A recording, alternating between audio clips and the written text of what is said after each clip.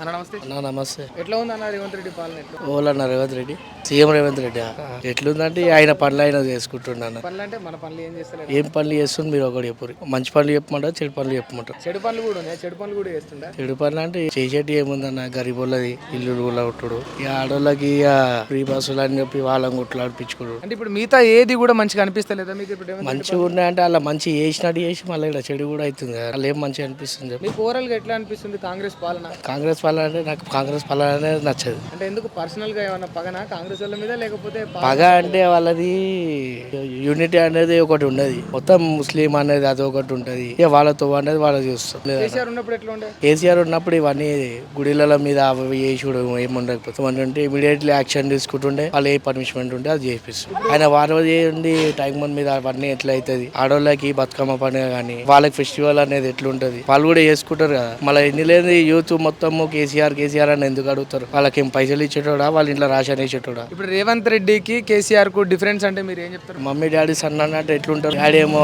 KCR, sun ఏమో రేవంత్ రెడ్డి, అట్లుంటారు. వ్యత్యాసం ఉందంటారా? అంతే కదా, పనులు చేసేటోనే డాడీ అంటారు, పనులు చేయన్నారు కొడుకు.